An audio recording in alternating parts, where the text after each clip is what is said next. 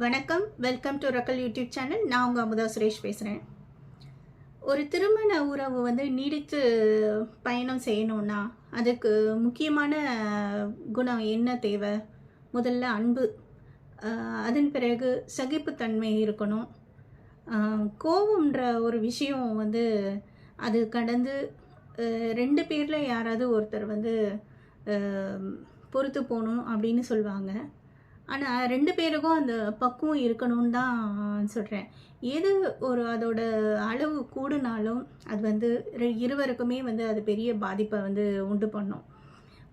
இதற்கு உதாரணமாக இந்த சம்பவம், இந்த மங்ஷி என்ற 23 வயது பெண், சைனாவை சேர்ந்த பெண். இவ அமெரிக்காவில் சேர்ந்த ஜோ அப்படிங்கிறவரை காதலித்து திருமணம் செய்துக்கிறாள். இந்த பெண் ஒரு நாள் காலையில் தூங்கி எந்திரிக்கும்போது ஜோ வீட்டில் தன் மனைவி இல்லை அப்படின்னு போலீஸ்க்கு ஃபோன் பண்ணி சொல்கிறாரு. சொல்லும்போது என்ன காரணம் அப்படின்னா, இவன் வேறு யாரோடைய அஃபேர் இருந்ததுனால இவன் போயிட்டா அப்படிங்கிற மாதிரி சொல்கிறாரு. இந்த விசாரணையில் இந்த இந்த பெண் கொலை செய்யப்பட்டது, எப்படி கொலை செய்யப்பட்டது அப்படிங்கிறதுக்கு எந்த ஒரு சான்றும் இல்லை, எந்த ஒரு விட்னஸும் இல்லை. அப்படி அந்த பெண்ணுடைய மரணத்தை கண்டுபிடிக்கிறதுக்கு உதவியாக இருந்தது. பொதுவாக மற்ற கொலைகளில் எந்த ஒரு ஃபுட் பிரிண்ட்ஸோ ஏதாவது ஒரு சாம்பிள்ஸ் கிடைக்கும். ஆனால் இந்த கேஸில் ஒரு மரத்தோடைய டிஎன்ஏ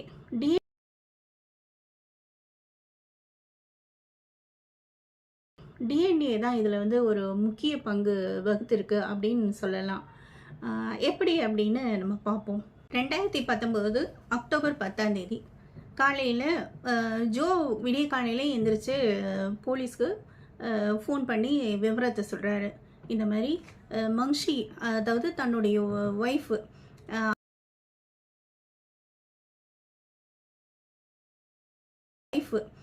அருகில் தூங்கிட்டு இருந்தா. காலையில் எழுந்துச்சி பார்க்குறேன், காணோம். வீட்டில் உங்களுடைய 1 வயது குழந்தை இருக்குது, கை குழந்தை வீட்டில் இருக்குது.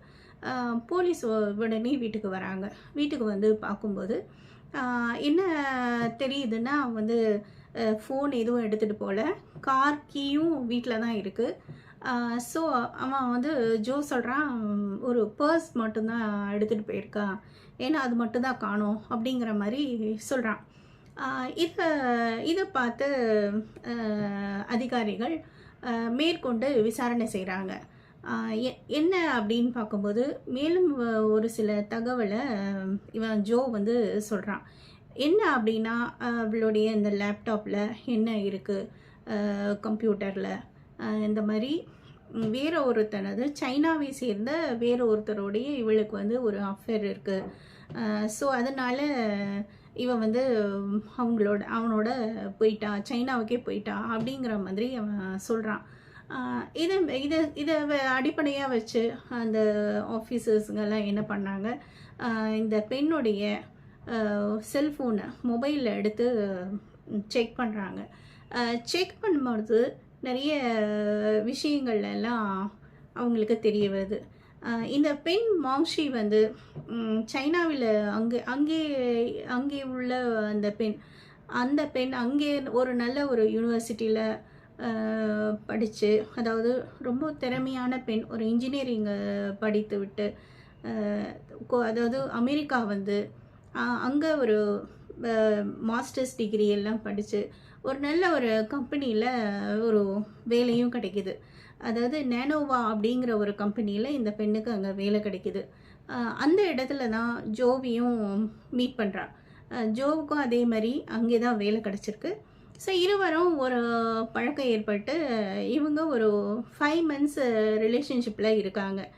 அந்த சமயத்தில் அங்கே அந்த பெண்ணுடைய விசா எக்ஸ்பயர் ஆகிற ஒரு தருணம். ஸோ அது அமெரிக்காவை பொறுத்த வரைக்கும் அங்கே ஒரு இமிக்ரெண்ட்டாக வாழ்கிறது ரொம்ப கடினமான ஒரு விஷயம் அப்படிங்கிறதுனால அவங்க என்ன பண்ணுறாங்க, கல்யாணம் பண்ணிக்கலாம் அப்படின்னு பிளான் பண்ணுறாங்க. ஸோ அதன்படி அவங்க கல்யாணம் பண்ணதும் அந்த பெண்ணுக்கு மங்ஷிக்கு அந்த இன்னும் பெட்டர் வேலையும் நல்ல ஒரு வருமானமும் கிடைக்குது. ஸோ இது இது ரொம்ப குறுகிய காலத்தில் இது வந்து கிடைக்கவும் அதுக்குள்ளேயும் அந்த பெண் வந்து கன்சீவ் ஆகிடுறா. கன்சீவ் ஆகி குழந்தையும் பிறந்துடுது. இது ஜோவுக்கு வந்து சொல்லப்போனால் ஜோவோட கரியரில் கொஞ்சம் டவுன் தான். எல்லாத்துலேயும் பெட்டராக இருக்கிற மாதிரி தான் மங்ஷி இருக்கா. அப்படி இருக்கும்போது இருவருக்கும் நாளடைவில் ரொம்ப ஒரு ஒரு ஈகோ கிளாஷ் ஆகுது. ரொம்ப அதாவது அடிக்கடி சண்டை நடக்கும். இது வந்து தொடர்ந்துக்கிட்டே இருக்குது. இது மாதிரி தான் வந்து இந்த குழந்தை பிறந்த சமயத்தில், அதாவது சைனாவில் இருக்கிற அந்த ஒரு ரிச்சுவல் இதுபடி அதாவது குழந்தை பிறந்துருச்சுன்னா அந்த குழந்தையோட தாத்தாவும் பாட்டியும் குறைந்தது ஒரு 100 நாள் அது அவங்க வந்து அந்த குழந்தையோட இருந்து ஸ்பெண்ட் பண்ணி இருக்கணும் அப்படிங்கிறது தான் அவங்களுடைய கலாச்சாரம். அதன் அடிப்படையில் மங்ஷியோட அம்மாவும் அப்பாவும் இங்கே வராங்க இந்த வீட்டுக்கு.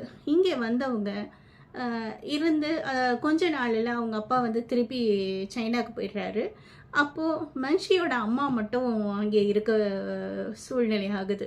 அப்படி இருக்கும்போது ஒரு நாள் ஜோவுடைய பிறந்த நாள் அன்னைக்கு இவங்க என்ன செய்கிறாங்க, அவங்க ஒரு ஃபேமஸ் டிஷ்ஷான பாவ் பன் செய்கிறாங்க.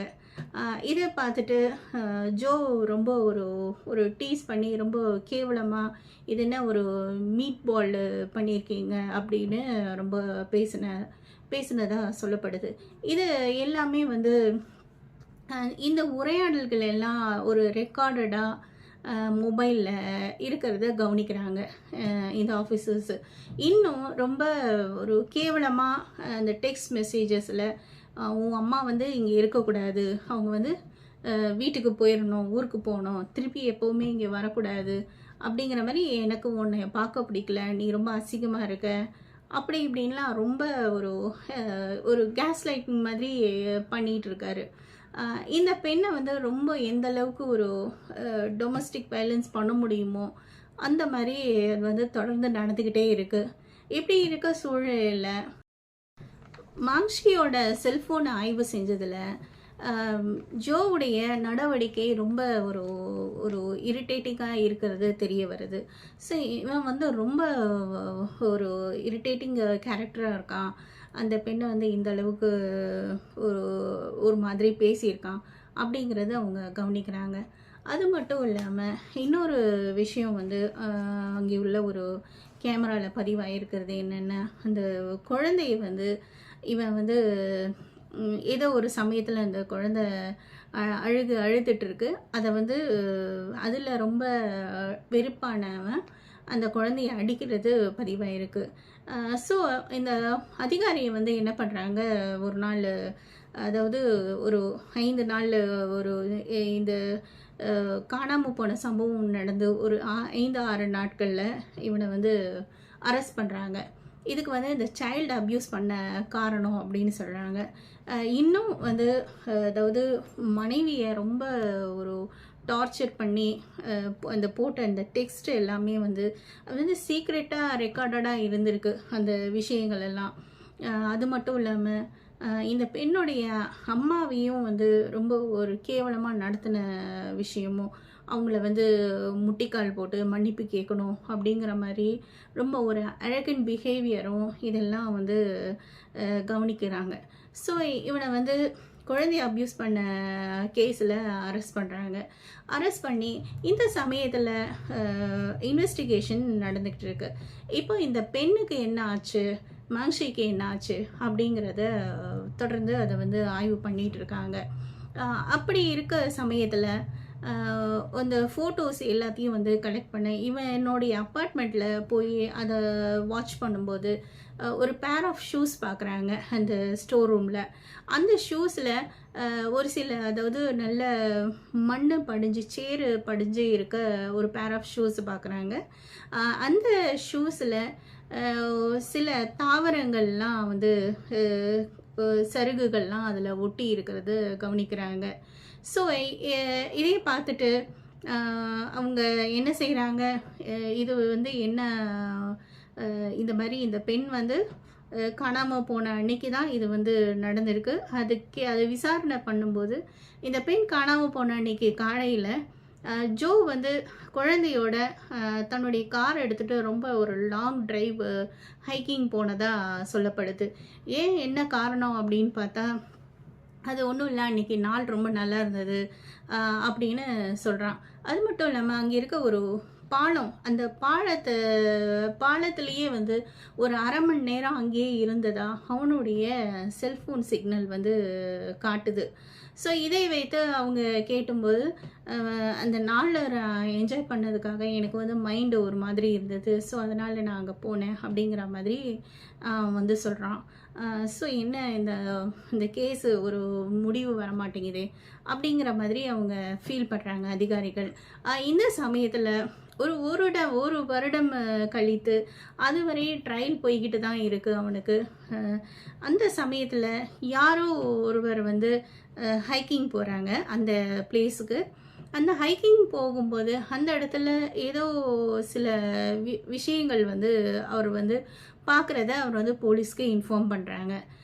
என்ன அப்படின்னு பார்த்தா, ஒரு பேர் ஆஃப் ஷூஸ் இருக்குது, ஒரு பர்ஸ் இருக்குது, கூடவே ஏதோ சம்திங்கு தெரியுது, ஒரு மண்டை ஓடு எல்லாம் இருக்கிற மாதிரி தெரியுது. உடனே போலீஸ் அந்த இடத்துக்கு வந்து அதை வந்து விசாரணை பண்ணும்போது என்ன தெரியுது அப்படின்னா, இது வந்து ஜோவுடைய மனைவி மங்ஷியாக தான் இருக்கும் அப்படின்னு விசாரணையில் தெரிய வருது. அந்த எலும்பு கூண்டு வந்து அந்த விலா எலும்புகளில் ஒரு 4 எலும்பு வந்து ரொம்ப புரோக்கனாக இருந்திருக்கு. இது வந்து ஒரு நார்மலான ஒரு மரணமாக தெரியல, இது ஏதோ ஒரு அப்நார்மலாக அன்நேச்சுரல் டெத்தாக தெரியுது அப்படிங்கிறத அவங்க பார்க்குறாங்க. ஸோ இதை வந்து என்ன அவங்க இதிலேருந்து அவங்க தெரிஞ்சுக்கிறாங்கன்னா, இந்த பெண்ணுக்கு ஏதோ ஒரு நடந்திருக்கு, ஸோ அதன் மூலம்தான் இவன் இறந்துருக்கான் அப்படிங்கிற ஒரு விஷயம் அவங்களுக்கு தெரியுது. இவன் மேலே சந்தேகம் வர்றதுக்கு முக்கியமான காரணம் என்னென்னா, எடுத்த உடனே அவன் வந்து 911க்கு அவன் கால் பண்ணலை, 311, அதாவது நேரடியாக ஸ்டேஷனுக்கே வந்து கால் பண்ணி இந்த விவரத்தை சொல்கிறான். தன் மனைவி காணோம் அப்படின்னா ஒரு எமர்ஜென்சி கால் ஃபோன் பண்ணி சொல்லாமல், ஏன் அது வந்து ரொம்ப உறுதியாக அப்போ கிடைக்க மாட்டா அப்படிங்கிற ஒரு கோணத்துலேயே அவன் எல்லாருக்கும் அந்த டவுட் வருது. ஸோ இப்போ இவன் தான் கொலை செஞ்சான் அப்படிங்கிற விஷயம் வந்து எப்படி தெரியும்? ஏன்னா ஆதாரங்கள் எதுவும் இல்லை. அந்த பெண்ணுடைய எந்த எந்த விஷயங்களும் அது வரைக்கும் அவங்களுக்கு தெரியாதனால அதுவரை மேற்கொண்டு எதுவும் செய்ய முடியல. இப்போ அந்த ஷூவில் ஒட்டிகிட்டு இருக்க அந்த சேற்று, அதாவது நல்ல காஞ்ச அந்த சேற்றில் அதை எடுத்துகிட்டு போய் ஒரு பொட்டானிக்கல் கார்டனுடைய லேபில் அதை கொடுக்கப்படுறாங்க. அது கொடுத்ததும் அதில் உள்ள அந்த தாவரங்களை, அந்த சருகுகளை பாதுகாப்பாக எடுத்து அதை வந்து ஆராய்ச்சி பண்ணதில் அதோட டிஎன்ஏ வந்து தெரியுது. ஸோ அவங்க என்ன சொல்கிறாங்க, இந்த அதிகாரிங்களை நீங்கள் வந்து இந்த குறிப்பிட்ட இந்த ஃபாரஸ்ட்டில் போய் இருக்கிற ஒரு சில சாம்பிள்ஸ் எல்லாம் நீங்கள் வந்து கலெக்ட் பண்ணிட்டு வாங்க அப்படின்னு அவங்க சொல்கிறாங்க. ஸோ அங்கே உள்ள ஒரு சில அதாவது விதவிதமான மரங்களின் இழைகளை வந்து கலெக்ட் பண்ணி சாம்பிளாக எடுத்துகிட்டு வராங்க. ஸோ அதில் இருந்து ஒரு மரத்துடைய இலை மற்றும் ரொம்ப எக்ஸாக்டாக அந்த ஷூவில் ஒட்டிகிட்டு இருக்க அந்த சருகுகளோட மேட்ச் ஆகுது. ஸோ இதை வைத்து பார்க்கும்போது தான் வந்து இதுதான் வந்து இந்த பெண், அதாவது மங்ஷியோட உடம்பு தான் அப்படிங்கிறது தெரியுது. இன்னொன்று, இது வந்து இவனுடைய ஷூவிலையும் இதே அந்த இழைகள் வந்து ஒட்டி இருக்கிறதுனால தெரியறதுனால இப்போ அவனை வந்து அவனை வந்து கோர்ட்டுக்கு கொண்டு வந்து அந்த ட்ரையல் ஆரம்பிக்கிறாங்க. இப்போ என்ன ஆச்சு சொல்லு அப்படின்னு விசாரணை பண்ணும்போது வேறு வழி இல்லாமல் நடந்ததை சொல்ல வேண்டிய நிலைமைக்கு வரான். அதாவது அன்னைக்கு வந்து பெரிய வாக்குவாதம் நடந்தது, அதில் நான் வந்து பிடிச்சி தள்ளிட்டேன், அந்த பிடிச்சி தள்ளினதில் போய் விழுந்துட்டான், அதில் தான் அந்த விலா எலும்பு வந்து அடிபட்டுருச்சு. இவனும் கோவமாக போய் அதாவது போய் படுத்துட்டான். காலையில் எழுந்திரிச்சு பார்க்கும்போது தான் அந்த பெண் வந்து எழுந்திருக்கல. ஸோ அப்போ வந்து பயந்து போய் அந்த உடம்பை வந்து காரில் எடுத்து போட்டு குழந்தைய பேக் சீட்டில் வச்சுட்டு அந்த குறிப்பிட்ட அந்த ஃபாரஸ்ட்டில் கொண்டு போய் ரொம்ப பள்ளமும் இல்லை, ஜாஸ்தியான பள்ளம்லாம் கிடையாது, ஓரளவு ஆழம் கம்மியாக இருக்கக்கூடிய அளவுக்கு ஒரு பள்ளத்தை தோண்டி இந்த வந்து புதைச்சிட்டு வந்துட்டான். இந்த விஷயம் தெரிய வரவும் இந்த உண்மையை வந்து ஏன் மறைச்ச அப்படின்னு வந்து பயம், பதட்டம் அப்படிங்கிற ஒரு இது சொல்கிறாங்க உள்ள ப்ராசிக்யூட்டர்ஸை. ஸோ இது வந்து செகண்ட் டிகிரி மர்டராக எடுத்துகிட்டு இவனுக்கு வந்து 28 வருடம் இவனுக்கு தண்டனையை வந்து கொடுக்கப்படுது. இப்போ இந்த குழந்தையோட கஸ்டடியை வந்து இவனுடைய அம்மாவான ஜீனா அம்மா அப்பா இருவருக்கும் அந்த குழந்தையோட கஸ்டடியை கொடுக்குறாங்க. இப்போ அந்த குழந்தை வந்து அதாவது வெக்கேஷ்னலாக சம்மரில் அவங்களுடைய தாய் வழி அம்மாவான அந்த பேரண்ட்ஸ்கிட்டையும் மற்ற நேரங்களில் அப்பா வழி பெற்றோர்கிட்டையும் இந்த குழந்தை வந்து நல்ல விதமாக வளர்க்கப்படுது. இப்படி தேவையில்லாமல் அதாவது கோபம் ஈகோ காரணமாக இவங்க தேவையில்லாமல் இந்த பெண்ணை வந்து இந்த அளவுக்கு துன்புறுத்தி கடைசியில் வாழ்க்கைங்கிறது இல்லாமல் போச்சு. இப்போ இந்த குழந்தை வந்து தன்னுடைய ஒரு அற்புதமான ஒரு தாயை வந்து இழந்திருக்கிறது தான் ரொம்ப கொடுமையான விஷயம். அதாவது இது எந்த அளவுக்கு ஒரு ட்ராமாவை அனுபவிச்சிருக்குன்னா, ஒரு நாளில் ஒரு இரவு ஃபுல்லாக அதாவது தன் தாயோட உயிரற்ற உடம்போட இது இருந்திருக்கு. அது மட்டும் இல்லாமல் அந்த காரில் தூக்கி கொண்டு போகும்போது கூட அந்த குழந்தை அந்த இடத்துல தான் இருந்திருக்கு. இப்படி அதாவது இந்த குழந்தையாக இருக்கும்போதே எந்த அளவுக்கு ஒரு ட்ராமாவை இந்த குழந்தை வந்து அனுபவிச்சிருக்குங்கிறது பார்க்கும்போது எல்லாருக்கும் ரொம்ப மனசு கஷ்டமாக தான் இருக்குது. இந்த அளவுக்கெல்லாம் வந்து அதாவது ஒரு தாவரத்தோட டிஎன்ஏ வந்து இருக்கா அப்படின்னு அந்த ஆராய்ச்சியாளர்கள் ரொம்ப ஆச்சரியமாக கேள்வி கேட்குறாங்க. இந்த இன்வெஸ்டிகேட்டர்ஸ் கேட்குற கேள்விக்கு ஆராய்ச்சியாளர்கள் என்ன பதில் சொல்கிறாங்க, ஆமாம் எல்லா உயிர்களுக்கும் டிஎன்ஏ இருக்குது, கண்டிப்பாக தாவரங்களுக்கும் இருக்குது. ஸோ இந்த காட்டுடைய இந்த மரங்கள் தான் வந்து இந்த பெண் அதாவது மேங்கோவோட இந்த பெண்ணுடைய ஒரு இறப்பை வந்து கண்டுபிடிச்சிருக்கு, கொலையை வந்து கண்டுபிடிக்க உதவியிருக்கு அப்படின்னு சொல்லப்படுது. ஸோ ஃப்ரெண்ட்ஸ், இந்த வீடியோ பிடிச்சிருந்தால் லைக் பண்ணுங்கள், ஷேர் பண்ணுங்கள், சப்ஸ்கிரைப் பண்ணுங்கள். நன்றி, வணக்கம்.